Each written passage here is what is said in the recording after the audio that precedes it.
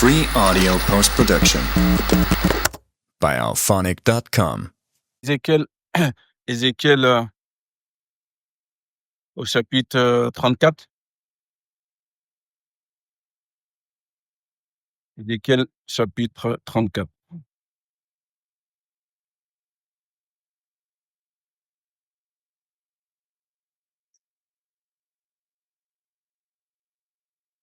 Ce n'est pas le cœur du message du jour, mais c'est une introduction importante qui est, si jamais peut-être qu'il y a parmi nous des futurs pasteurs appelés par Dieu, établis par Dieu, et donc envoyés. Eh bien, nous allons lire cette parole-là qui les concerne, qui nous concerne, je suis dedans. Donc, Ézéchiel au chapitre 34, après Jérémie, les Lamentations, et vous avez Ézéchiel, avant Daniel.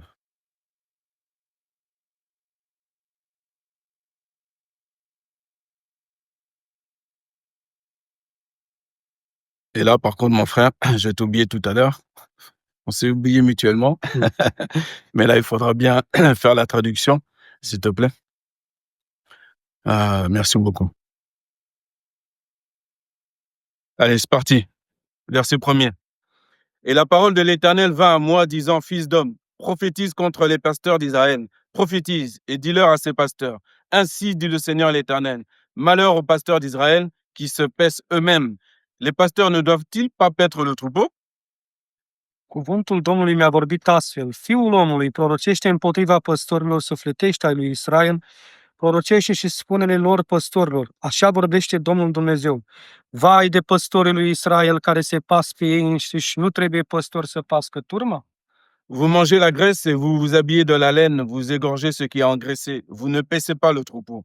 Vous n'avez pas fortifié les brebis faibles et vous n'avez pas guéri celles qui étaient malades et vous n'avez pas bandé celles qui étaient blessées et vous n'avez pas ramené celles qui étaient égarées et vous n'avez pas cherché celles qui étaient perdues, mais vous les avez gouvernées avec dureté et rigueur. Voi mâncați grăsimea, vă îmbrăcați cu lână, tăiați ce e gras, dar nu pașteți oile. Nu întăriți pe cele slabe, nu vindecați pe cea bolnavă, nu legați pe cea rănită, n-aduceți înapoi pe cea rătăcită, nu căutați pe cea pierdută, ci le stăpâniți cu asuprire și cu asprime. Et elles ont été dispersées parce qu'il n'y avait pas de pasteur. Elles étaient la pâture de toutes les bêtes des champs. Et elles ont été dispersées. Mes brebis ont erré dans toutes les montagnes et sur toute haute colline. Et mes brebis ont été dispersées sur toute la face du pays. Et il n'y a eu personne qui les ait recherchées. Personne qui se soit enquis d'elles. Astfel, ele s-au risipit pentru că n-aveau păstor, au ajuns prada tuturor fiarelor câmpului și s-au risipit. Turma mea rătăcește pe toți munții și pe toate dealurile înalte, oile mele sunt risipite pe toată fața țării și nimeni nu îngrijește de ele, nici nu le caută. C'est pourquoi, pasteur, écoutez la parole de l'Éternel. Je suis vivant, dit le Seigneur l'Éternel, parce que mes brebis ont été une proie, et que mes brebis ont été la pâture de toutes les bêtes de champ, faute de pasteurs, et que mes pasteurs n'ont pas cherché mes brebis, mais que les pasteurs se paissaient eux-mêmes et ne paissaient pas mes brebis. Vas-y, mon frère. De aceea, păstorilor, ascultați cuvântul Domnului. Pe viața mea, zice Domnul Dumnezeu, pentru că oile mele au ajuns de jaf și sunt prada tuturor fiarelor câmpului din lipsă de păstori, pentru că păstorii mei n-au nicio grijă de oile mele, ci se pășteau numai pe ei înșiși și nu pășteau oile mele. C'est pourquoi, pasteur, écoutez la parole de l'Éternel. Ainsi dit le Seigneur l'Éternel, voici j'en veux à ces pasteurs, et je réclamerai mes brebis de leurs mains, je les ferai cesser de paître le troupeau, et les pasteurs ne se paîtront plus eux-mêmes, et je délivrerai mes brebis de leur bouche, et ils ne les mangeront plus. De aceea, păstorilor, ascultați cuvântul Domnului. Așa vorbește Domnul Dumnezeu. Iată, am necas pe păstori, îmi voi lua înapoi oile din mâinile lor, nu-i voi mai lăsa să-mi pască oile și nu se vor mai paște nici pe ei însăși, căci îmi voi izbăvi oile din gura lor și nu le vor mai sluji ca hrană. On va faire une pause sur la première partie. Să facem o pauză în prima parte. Dieu est amour, hein? Dumnezeu este iubire. Bien sûr, hein? Rassurez-vous, il est Asigurați. toujours le même, hein? Mais Dieu est juste. Et c'est ça le problème qu'on a. Dieu est juste. mais au micron près. Même micron, c'est la notion qu'il nous a laissée à nous, petits êtres humains, pour avoir une notion de scientifique. Mais même ça, c'est trop grand. Il est juste d'une manière qu'on n'a même pas idée. Même nous qui allons être graciés, il va te dire, je ne tiens pas le coupable pour innocent. Dans ce que tu as fait là, tu as fait là, tu as fait ça là. Et ne crois pas que j'ai juste passé un coup d'éponge comme ça et puis ça y est, c'est parti. Hein. Je suis Dieu. Hein. Et tu vas voir que je suis Dieu. Donc, Dieu nous parle de cette manière-là, parle au pasteur de cette manière-là. Pourquoi? Pour que la crainte des doigts de pied là, jusqu'à la tête là, monte. La crainte de Dieu, la bonne crainte de Dieu, je parle, monte. Même si on a peur, pourquoi pas? C'est pas mauvais non plus. Mais pourquoi? Parce que entouré, excuse-moi mon frère, mais entouré de toutes ces dénominations, et il y en a des centaines après, j'ai vu dans le monde. Des fois, je fais comme si je connais rien, tu sais, puis je retourne rechercher, faire mes recherches, et puis j'ai encore plus le vertige. J'ai encore plus le vertige. Et la manière dont, en tant que pasteur, tu parles de ton précaré, comment tu te présentes, comment c'est de l'abondance du cœur que la bouche parle.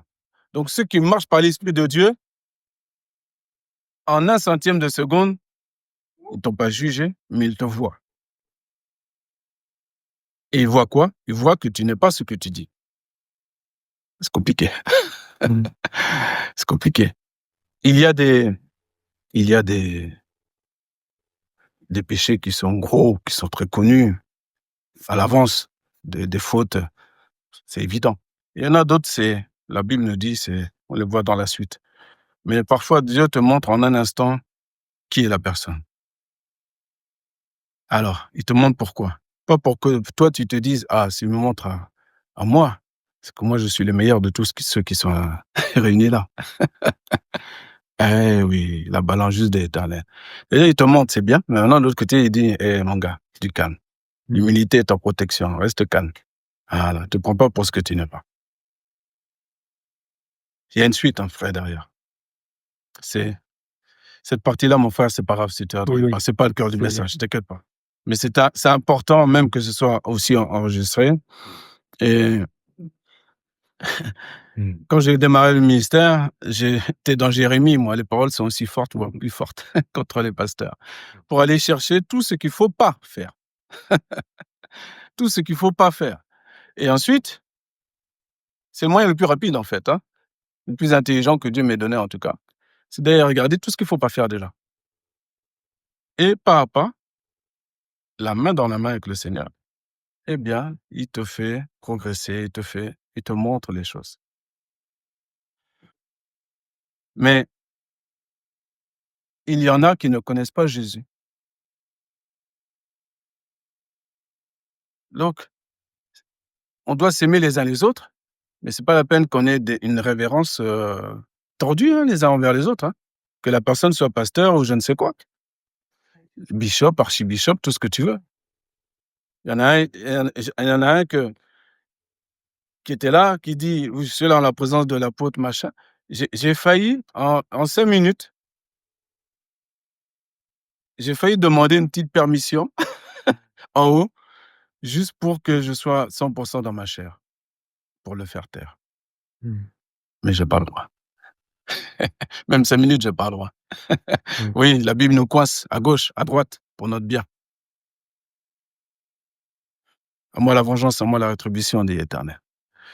Parce que je sais, je vous dis ça parce que je connais celui qui se fait appeler apôtre et qui prêche la prospérité. Alors que l'apôtre Paul décrit lui-même que les apôtres sont considérés comme les balayeurs. Les balayeurs, ils ont été considérés comme les balayeurs. Ce sont ceux qui débroussaillent pour qu'ensuite viennent s'installer derrière les pasteurs, les évangélistes, les prophètes, dans le confort. Voilà. Ils viennent s'installer là où ils n'ont pas semé, ils viennent récolter. Ils ont oublié qu'avant eux, il y avait eu des gens qui ont souffert, qui ont eu 39 coups, 40 coups moins un, qui ont eu de la famine, qui ont eu ils ont été emprisonnés, ils ont eu des coups de fouet. Ils sont jamais, vous voyez dans la Bible l'apôtre Paul dire « Je suis archi-apôtre de ceci, de cela ». Jamais. Non. Il dit « Je suis un avorton ». Je sais même pas comment Jésus il ose venir à moi. Mais qui suis-je? Moi, j'étais devant Étienne. J'étais en train de garder les vêtements de ceux qui étaient en train de tuer Étienne. C'est ça que je suis. Voilà. Donc maintenant, il me prend, il veut me faire évangéliser, me faire écrire les 13 lettres du Nouveau Testament. Ben, moi, je ne suis pour rien. Je le dis avec mes mots, mais c'est comme ça qu'il le dirait. Qu'est-ce que vous voulez que je vous dise? Malheur à moi si je n'évangélise pas, dit l'apôtre Paul. C'est très sérieux. C'est-à-dire qu'un mère, il est saisi par Dieu, sa mission. Ah, c'est pas n'importe quoi. C'est pas, tiens, je vais aller impacter. Et c'est ce mot-là qui revient tout le temps. Je vais impacter, je vais implanter. L'implanteur d'église. Va implanter. Implante Jésus dans ton cœur déjà. C'est ça que je veux en dire, tu vois. Implantez Jésus déjà dans votre cœur, les gars. Implantez Jésus dans votre cœur.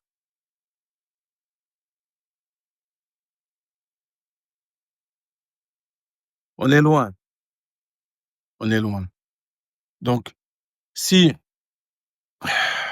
pour faire court aussi, cette expression, quand je dis pour faire court, tu sais, il ne sera jamais court. Hein. Voilà, ça, il faut que ce soit clair. Voilà, si tu ne me connais pas. C'est des tics de langage. Et c'est notre humanité. Voilà, c'est comme ça. Et ceux qui découvrent le Seigneur, qui découvrent la voie, qui découvrent l'évangile, qui découvrent l'église comme ils ne l'ont jamais vu auparavant, va droit au but, comme Marie au pied du Seigneur. Reste à côté de lui. Écoute-le lui, principalement. Mange la parole. Comme ça, si un jour ton pasteur il dit tout et n'importe quoi devant le pupitre, tu vas pouvoir aussi le faire taire. Gentiment, on est gentil, la démocratie, tout ça, tout ce que tu veux. Mais tu vas le prendre, comme la Bible dit, en one-to-one. D'abord, tu dis, écoute, mon frère, je suis désolé, mais là, tu as dit une erreur. Et c'est pas grave. Et tu vas pouvoir tester si vraiment il est humble. Comment il va réagir. Comment ça, moi, tu me dis quelque chose, là. Non. Ne vous laissez pas impressionner par qui que ce soit. Qui que ce soit. Bien, on va pouvoir passer au message. Hein? Oui. Voilà, maintenant que c'est fait, rassurez-vous, je sais aussi, par la grâce de Dieu, faire concis, il nous reste 1h30 là, à peu près. Ça va, personne ne tremble, c'est bien. C'est bien, c'est bien. On va parler d'un grand jour, je vous ai parlé d'un grand jour, il se trouve dans Zacharie, chapitre 14. Il y aura quand même un lien qui sera fait. Donc c'est après Daniel, Zacharie, après Osée.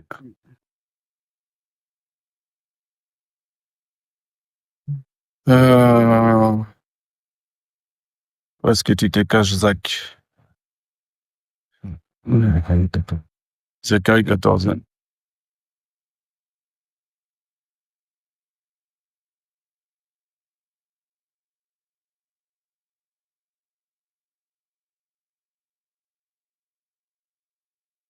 Ah, Dieu.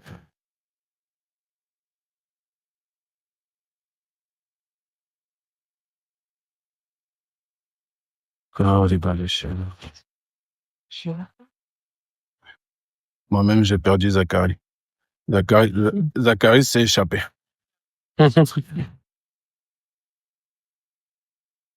Voilà. AG. AG, on ne le lit pas souvent. Hein. On va faire une petite étude d'AG, un de ces quatre. Allez, Zacharie 14. Il y aura juste 2 versets dans Zacharie 14. J'explique un peu le contexte. Dieu révèle énormément de choses sur les derniers temps. là, en l'occurrence, de manière concrète et imagée, à la fois concrète, parce que les armes nucléaires existent aussi, il explique qu'il y aura un temps, en fait, où toutes les nations vont venir contre Israël. D'accord? Ils vont se rassembler sur leurs frontières et Dieu va s'occuper d'eux. Leurs yeux vont fondre, leur peau, leur joue, leur visage va se déchirer, la Bible nous dit. Et Dieu va intervenir pour son peuple. Et arrivé au verset 8, on va lire ceci. Et il arrivera en ce jour-là que des eaux vives sortiront de Jérusalem. La moitié vers la mer orientale et la moitié vers la mer d'Occident. Cela aura lieu été et hiver. În ziua aceea vor izvorî ape vii din Ierusalim și vor curge jumătate spre Marea de Răsărit, jumătate spre Marea de Apus, așa va fi și vara și iarna. Donc là, vous avez tous en mémoire, pour ceux qui connaissent, Ézéchiel 47, versets 1 à 12. Vous vous rappelez? Là, tous ceux qui connaissent un peu la parole, vous voyez que ça a un rapport, ces eaux qui sortent de la maison et qui vont vers la mer orientale et l'autre vers la mer d'Occident. Verset 9. Et l'Éternel sera roi sur toute la terre. En ce jour-là, il y aura un Éternel et son nom sera un. Și Domnul va fi împărat peste tot pământul. În ziua aceea, Domnul va fi singurul Domn și numele Lui va fi singurul nume. Amen. Amen. Son nom sera un. J'avais autour de moi un nombre incalculable. Il y a même dans le monde un nombre incalculable de dénominations. Un nombre incalculable de pensées, de comment il faut mener l'Église, comment il faut faire ceci, comment il faut faire cela. Tu peux... Oui, pas de souci. Je disais qu'il y avait autour de moi beaucoup de dénominations, beaucoup de façons de mener son Église, son carré, et une pensée qui soit la bonne. C'est ce que je pense et c'est forcément ce qui est bon. Deci era în jurul meu ca cum ar fi cineva care ar, ceea ce am înțeles în contextul ăsta, cum ar fi să aduni toate popoarele în contextul ăsta de, știi? Dar ceea ce am înțeles eu mai mult este că era ca și cum ar fi, să citim bine contextul de aici, ar aduna cineva toate popoarele la oaltă, cum a făcut Dumnezeu în contextul ăsta. Dar o să aflăm mai departe, ca să înțelegeți și voi ce înțeleg eu. Mais il faut savoir que le jour vient. Ca să știți că ziua aceea va veni. Adică vorbește despre sfârșit, ca să înțelegeți. Où Jésus va revenir, Iisus Hristos va reveni. où Dieu va opérer, toutes ces prophéties vont de toute façon s'accomplir d'une manière ou d'une autre. Là, je parle d'Israël, mais pour l'Église, c'est pareil. Iisus Hristos va veni și va împlini toate profețiile care au fost înainte. Qu'est-ce que Dieu veut nous dire quand il dit l'Éternel sera roi sur toute la terre? Ce înțelegeți voi când vă spune Dumnezeu va fi regele peste tot pământul? Ce vrea să ne spună? Il n'y aura pas d'église orthodoxe, d'église catholique romaine, d'église ménonite, d'église je ne sais quoi, qui dira nous sommes la vérité, c'est par nous que passe le salut. Nu o să mai fie nicio biserică ortodoxă sau catolică sau orice confesiune care va spune aici este adevărul. La noi în biserică să știți că îl găsiți pe Dumnezeu. Et pourquoi ils fonctionnent comme ça et pourquoi ils ont cette pensée-là? De ce ei gândesc așa și de ce funcționează așa oamenii? Pour dominer sur les gens. Ca să domini oamenii. Să-i facă Pour să dominer sur les gens. Et pourquoi, de temps en temps, je vous raconte des petits témoignages vrais, quand je rencontre des personnes qui se font dominer, même, malheureusement, dans certaines églises évangéliques. De aceea eu vă spun mereu întâmplări care m-am găsit cu oameni și îmi spun fel de lucruri care au auzit în biserica lor, pentru că și ei au fost dominați de către pastori, de către cei care îi conduc în biserici. jusqu'à ne plus savoir s'ils sont sauvés. Nici ei nu știe dacă sunt salvați sau nu. C'est terrible. E Il y a des exemples que je vous ai donnés qui prêtent à sourire, mais c'est pas marrant en fait. Sunt exemple care vi le-am dat și când v-a spus temoniajul ăla, întâmplarea aia cu femeia, era ceva îngrozitor. Nici ea nu știa dacă e salvată într-un final, că a auzit niște lucruri foarte ciudate în biserica aceea. Ce que Dieu dit dans Ézéchiel 34, Ceea ce vă spune Dumnezeu prin Ezechiel 34 c'est la vérité. e adevărul. Tu peux vouloir servir Dieu pour tes propres intérêts, mais pas pour servir le peuple. Poți să-L slujești pe Dumnezeu pentru interesul tău, dar să nu îl slujești pentru popor, adică să cu toată inima, doar pentru interesul tău, atât personal. Donc certains vont vous dire, il faut que tu mettes les offrandes là. Tu mets les offrandes et tu seras béni aussi en retour. Et il y aura le verset qui va avec, ne t'inquiète pas, c'est toujours les mêmes fiches techniques. Hein?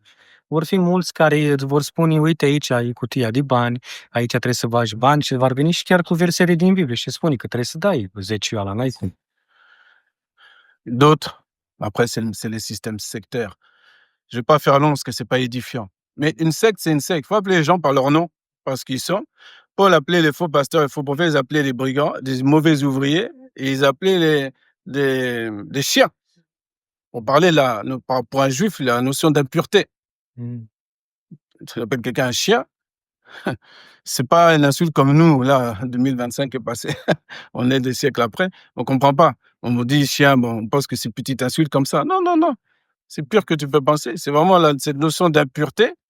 Voilà. Ceux qui ont des chiens parmi nous, ne les mettez pas dehors. Hein. C'est pas ça. Mais cette notion-là d'impureté qui est terrible. Et ils peuvent mettre leur beau costume, hein, t'inquiète pas. Să știți că Pavel în perioada aceea îi numea pe acești oameni, îi numeau câini. Da, pentru că erau chiar și în perioada aia atunci oameni care chiar se comportau pentru propriul lor interes. Doar căutau să înșele pe oameni, erau îmbrăcați bine, aveau o funcție de pastor, ca și în ziua de azi, dar erau pentru interesul lor. Și Pavel îi numea câini. Je vous ai rapporté par une sœur de l'Assemblée qui nous a raconté que, elle est présente, elle pourra dire, hein, qu'elle avait rencontré d'autres personnes qui étaient au milieu de nous auparavant, il y a quelques années en arrière, et que cette personne-là lui a dit que, même reproché, même, entre guillemets, que je n'obligeais pas les gens à mettre de l'argent là-dedans. Et que là, maintenant, elle est dans un endroit où on les oblige. On les oblige, elle est contente. et voilà. Comme ça, plus rapidement, ça va vite. Tu as une salle vite. Tu as la sono vite. Parce qu'il faut du bruit et tout ça. Tout ça, ça va plus vite. Et donc, comme tu es dans la matérialité, ben, tu es mieux, tu es plus à l'aise. Quelqu'un qui est dans la matérialité, s'il vient chez nous, il ne sera pas à l'aise du tout. Et les jours qui arrivent, et les mois qui arrivent, les années qui arrivent, ils seront encore beaucoup plus mal à l'aise. Je vous garantis. Celui qui marche par l'esprit, il voit des opportunités de Christ. Il regarde chaque visage, il voit, c'est limite, il se retient de pas rire parce que Dieu lui montre, il lui montre, tu vois, voilà, regarde mon armée là, que j'ai mis là. Et il voit déjà loin. Mais pour son Dieu. Et en fait, il voit l'intelligence de Dieu d'opérer dans la vie des gens. Et ça doit faire tout notre bonheur. Hein?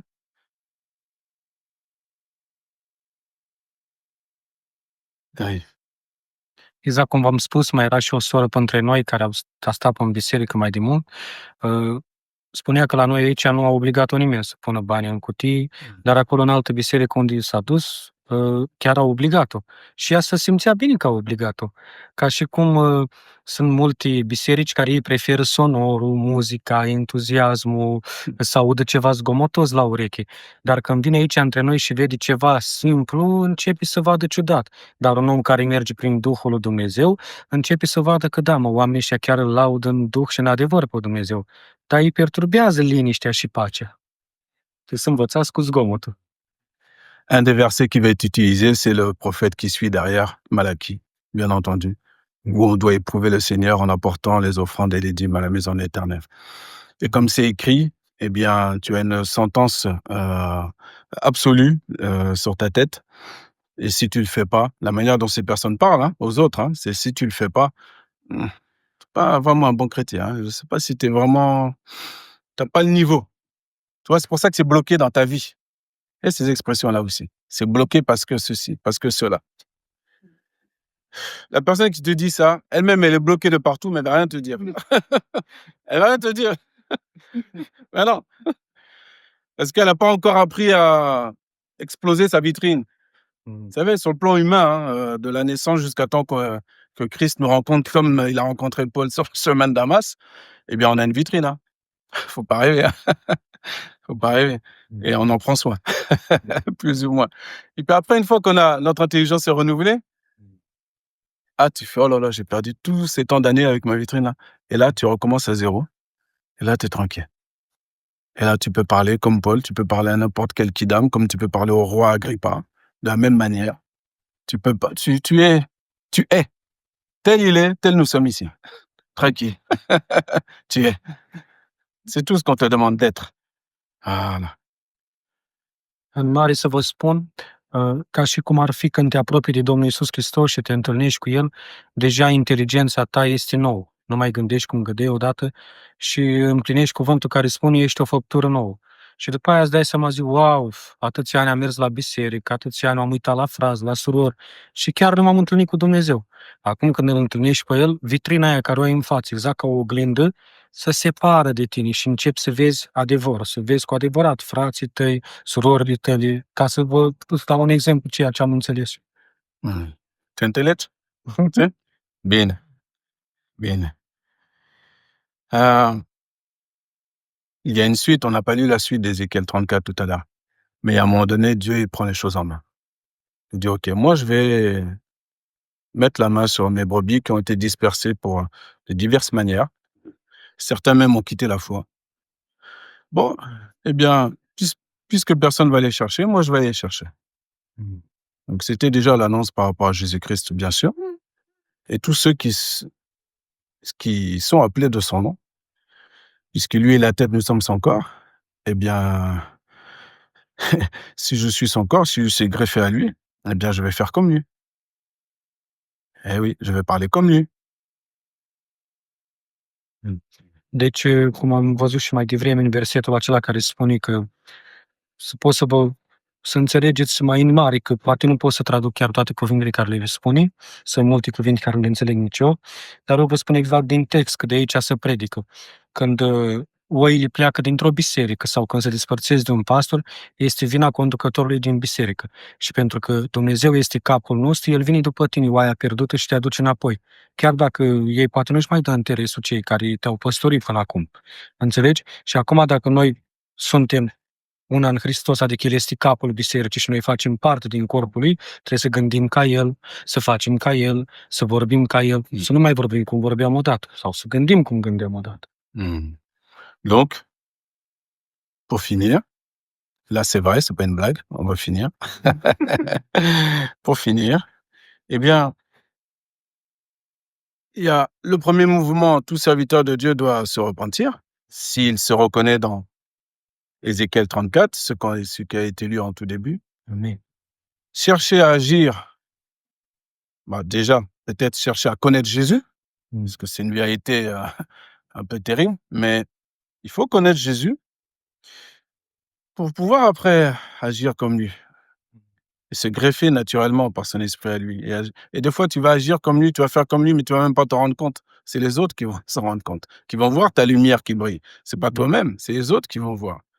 Qu'un autre te loue et non ta bouche, un étranger et non tes lèvres. Et faire comme Jésus, c'est ce qui sera fait, et c'est ce que nous attacherons à faire. Non seulement les serviteurs, mais aussi, nous sommes tous serviteurs. Attention, serviteurs et servantes de l'Éternel. Nous devons tous, chacun, selon notre place dans le camp de Dieu, agir comme Jésus. C'est pas parce que j'ai une fonction différente d'un tel ou d'une telle que je vais faire comme je veux. Non, avec l'intelligence du Seigneur. Alors le Seigneur, quand il est venu, il a été premièrement vers les brebis perdues de la maison d'Israël. Donc c'est-à-dire qu'il avait un plan. Il avait une mission précise. On pourrait dire, bah, il aime pas les étrangers, hein, c'est quoi le problème? Non, c'est pas ça. Il y a un plan. Donc, connaître Jésus, c'est bien. Renouveler son intelligence, c'est bien. Vouloir faire comme lui, c'est bien. Mais recherchons aussi sa sagesse. Vous savez, même Paul, il voulait partir à un endroit et le Saint-Esprit l'a bloqué. Vous voyez? Cherchons pas à faire beaucoup, cherchons à faire bien. Une chose.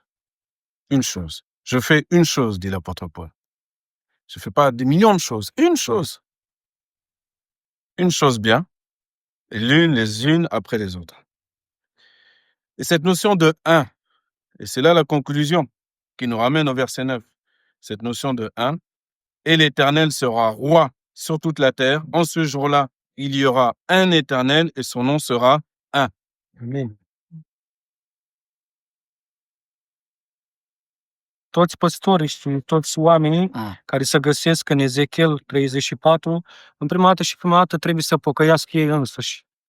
Este chiar și pentru păstori, dacă vor să păstorească o biserică sau o turmă, în prima dată trebuie să pocăiască ei, pentru că și Domnul Iisus Hristos a avut un plan, să caute oile pierdute a lui Israel.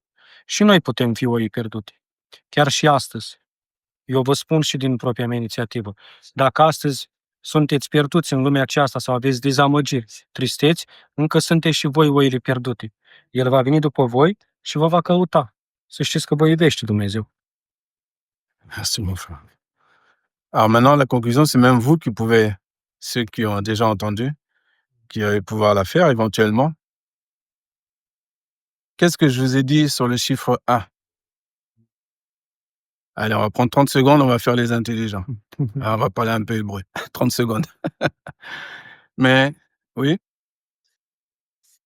Comment on dit 1 en hébreu? Echad. Quelle est la particularité de Echad? Selon les Juifs. J'étais pas là, moi. Les grands frères, l'Olivier Franc. Jésus il disait, faites tout ce qu'ils vous diront, mais ne faites pas ce qu'ils font. Donc, c'est-à-dire qu'il y a des notions de l'Olivier Franc pour ceux qui, je le fais très peu, mais pour ceux qui aiment parfois nourrir à bon escient leur intellect, il y a des trésors cachés extraordinaires dans la Bible en hébreu. Mais Echad, donc la valeur numérique de Echad, c'est 13. Et donc, ça correspond à quel mot? Tu l'as dit? Mais dis-le en hébreu. Comment? Ava. Ah, il faut prononcer correctement. Sinon, on va arriver là-bas, on va être, ils vont nous refouler. Ava. Ava, valeur numérique 13. Dieu est Echad, Dieu est amour. Pour nous qui passent par Jésus-Christ, on n'a pas eu besoin d'étudier des milliers de parchemins pour comprendre que Dieu est amour, certes. Mais c'est simplement que déjà, cette notion-là est dans les lettres déjà. Cette notion d'unité. Pourquoi Dieu, l'Éternel, est obligé de nous dire « je suis un » Ben, on sait bien que c'est le seul, nous on le croit, on l'a compris. Oui, je suis un et je suis amour. Donc, tu vas avoir des révélations dans la parole, tu vas étudier la parole, tu auras des révélations, tu auras... Ok, maintenant, la manière dont tu vas agir avec ça, il faut agir avec amour. C'est la raison pour laquelle, quand j'étais avec le représentant de l'église de prospérité, là, je me suis contenu. Parce que la colère de l'homme n'accomplit pas la justice de Dieu. Donc, je suis coincé pour mon bien. Amin. Je pourrais demander 5 minutes, mais non. Parce qu'en 5 minutes, je serai déclassé. C'est pour ça que Paul a dit, je mortifie ma chair après avoir prêché aux autres, de peur de ne pas être réprouvé. Donc, il faut qu'il y ait des personnes qui se lèvent pour le Seigneur, c'est très important, mais qu'ils le fassent avec sérieux et pour l'amour du Seigneur. De la même manière que c'est vrai, bien sûr, C'est vrai que c'est écrit d'apporter vos offrandes, etc. Très bien. Mais avec la compréhension de savoir que quand la petite femme est venue mettre 2 pièces rouges dans le trésor, que ça valait beaucoup plus que les milliards qui ont été déposés avant. Mmh. Elle a déposé tout ce qu'elle avait avec joie. Mmh. Mmh. C'est pas juste des lignes comptables, bon, ce petit surplus, clac, clac. Non, avec joie. Mmh. Il y a des endroits même, on va vous refuser les pièces jaunes. J'arrête là parce que c'est terrible, hein, mais on va poursuivre avec un petit café, hein? Mais ces choses-là existent.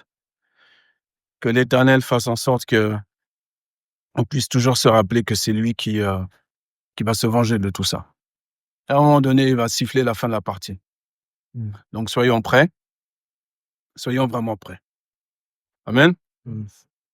Prions le Seigneur. Free audio post production by alphonic.com.